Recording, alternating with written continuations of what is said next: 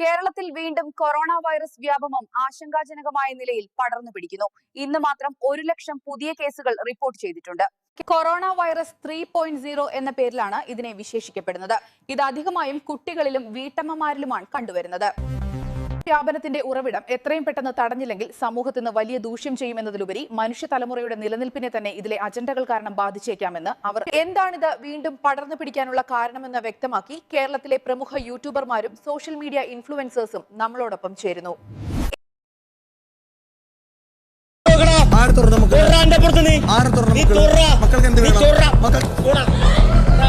Big boss എന്ന് പറയുമ്പോൾ നമ്മുടെ സൊസൈറ്റിയിൽ ഒരു ക്യാൻസർ ആണെന്ന് പറയാൻ പറ്റും. ഇന്ത്യൻ സൊസൈറ്റിയിൽ ഒരു ക്യാൻസർ തന്നെയാണ് ബിഗ് ബോസ്. റോഡിൽ വെച്ച് രണ്ടാളുകൾ തമ്മിൽ അടി ഉണ്ടാക്കുവാണെങ്കിൽ അവിടെ എല്ലാ കാറുകളും ബൈക്കുകളും എല്ലാം അവിടെ നിർത്തും. എന്തിനാണ് അവർ പിടിച്ചു മാറ്റാനല്ല, ആ അടി കണ്ട് സന്തോഷിക്കാനും. അതുപോലെയാണ് ബിഗ് ബോസിൽ മറ്റുള്ളവർ തമ്മിൽ ഫൈറ്റ് ചെയ്യുന്ന സമയത്ത് നമുക്കൊരു സന്തോഷം ലഭിക്കുന്നത്.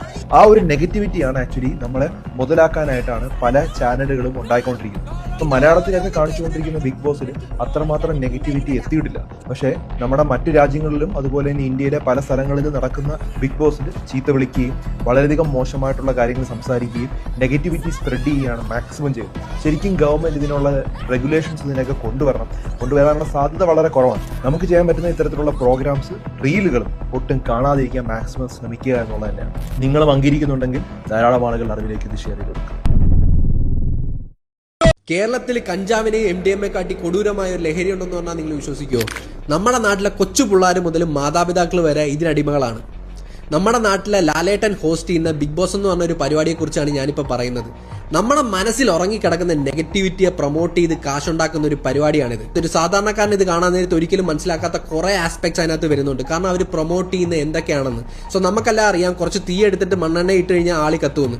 അത് തന്നെയാണ് അവർ ചെയ്യുന്നത്. രണ്ട് മൈൻഡ് സെറ്റിലുള്ള ആൾക്കാരെ ഒരു സ്ഥലത്ത് കൊണ്ടുവന്നിട്ട് അവിടെ ഒരു കോൺഫ്ലിക്റ്റ് ഉണ്ടായിട്ട് അതിനകത്തുനിന്ന് അവർക്ക് എന്താണോ പ്രൊമോട്ട് ചെയ്യേണ്ടത് അത് മാത്രമാണ് അവർ പ്രൊമോട്ട് ചെയ്യുന്നത്. ഈ ഇടയ്ക്ക് കണ്ടപ്പോൾ എനിക്ക് മനസ്സിലായ കുറെ കാര്യങ്ങളാണിത്. വേറൊന്നുമല്ല, ഞാൻ ഇത് കണക്കുള്ള ഒരു ഇൻഡസ്ട്രിയിൽ വർക്ക് ചെയ്യുന്നുണ്ട്. ഇതിനകത്ത് കാണാൻ നേരത്ത് എന്തൊക്കെയാണ് അവർ പ്രൊമോട്ട് ചെയ്യുന്നത്, ഇവരുടെ അജണ്ട എന്താണെന്നൊക്കെ എനിക്ക് ഈസി ആയിട്ട് ഗ്രാസ്പ് ചെയ്യാൻ പറ്റും. ഒരു സാധാരണക്കാരൻ ഇതൊന്നും മനസ്സിലാക്കാൻ പറ്റുമെന്ന് എനിക്ക് തോന്നുന്നില്ല. അത് മാത്രമല്ല, 18 വയസ്സ് താഴെയുള്ള കൊച്ചു പിള്ളേർ വരെ ഈ പ്രോഗ്രാം കാണുന്നുണ്ട്. സോ കൊച്ചു പ്രായത്തിൽ നമുക്കറിയാം, നമ്മൾ പല കാര്യങ്ങളും ഈ TV-യിലൊക്കെ കണ്ടിട്ട് എക്സ്പെരിമെന്റ് ചെയ്യുന്ന ഒരു പ്രായമാണ്. സോ ഇങ്ങനെ ഇതിനകത്ത് കാണുന്ന പല കാര്യങ്ങളും കൊച്ചു പിള്ളേർ അവരുടെ ലൈഫിൽ ഇംപ്ലിമെന്റ് ചെയ്യാനും ഫ്യൂച്ചറിൽ അവർക്ക് കുറെ പ്രശ്നങ്ങൾ ഉണ്ടാവാനും ചാൻസ് വളരെ കൂടുതലാണ്. വേറൊന്നുമല്ല, നിങ്ങൾ ബിഗ് ബോസ് എൻജോയ് ചെയ്യുന്ന ഒരാളാണെങ്കിൽ ജസ്റ്റ് എന്റർടൈൻമെന്റ് പർപ്പസിന് വേണ്ടി മാത്രം ജസ്റ്റ് ഒന്ന് യൂസ് ചെയ്യുക.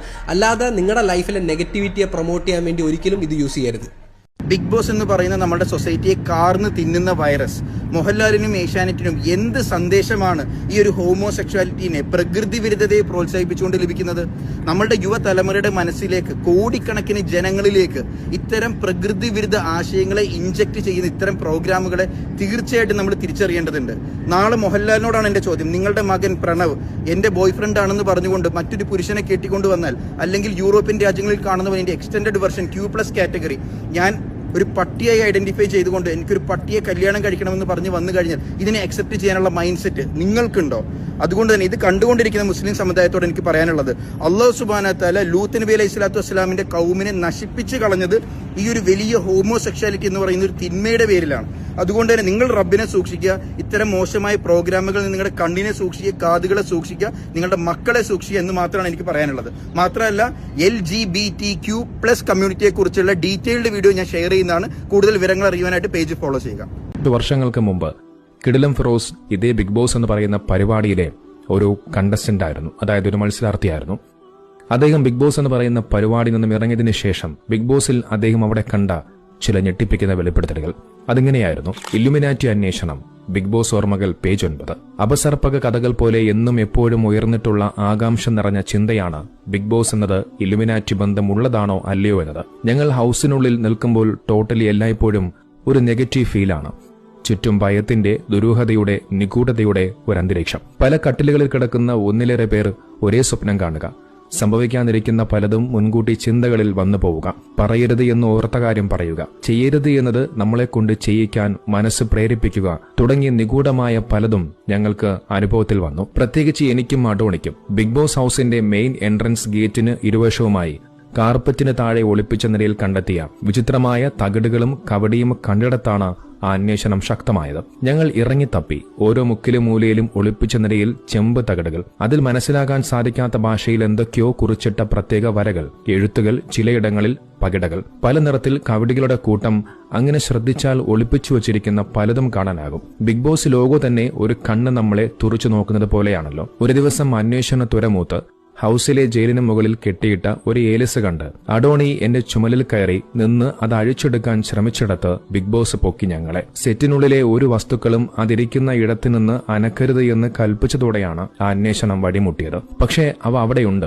ഏലിസുകൾ, തകിടുകൾ, വിചിത്രമായ ചില രൂപങ്ങൾ, കവിടികൾ, പ്രീസം തുടങ്ങി പുറത്തു കാണാത്ത എന്നാൽ നമ്മുടെ കണ്ണിൽപ്പെടുന്ന ചിലത്. ചിലപ്പോൾ മനഃപൂർവ്വം മത്സരാർത്ഥികളുടെ മനോനിലയെ അസ്വസ്ഥമാക്കാൻ വേണ്ടിയാകാം, അല്ലെങ്കിൽ സെറ്റ് ചെയ്യുന്ന ടീമിന്റെ അന്ധവിശ്വാസ വാസ്തു റിലേറ്റഡ് ആകാം, അതുമല്ലെങ്കിൽ ഇലുമിനാറ്റി തന്നെ ആയേക്കാം. സംഗതി അതിനുള്ളിലുണ്ട്. ചില ഏലസുകളും തകിടുകളും ദുർമന്ത്രവാദവുമായി ബന്ധപ്പെട്ടുകൊണ്ടുള്ള പല കാര്യങ്ങളും അദ്ദേഹത്തിന് അവിടെ കാണാൻ സാധിച്ചുവെന്ന് അദ്ദേഹം തന്നെ പറഞ്ഞു വെക്കുന്നുണ്ട്. ഇവിടെയാണ് ബിഗ് ബോസ് എന്ന് പറയുന്ന പരിപാടി ഒരു നിഗൂഢമായി മാറുന്നത്.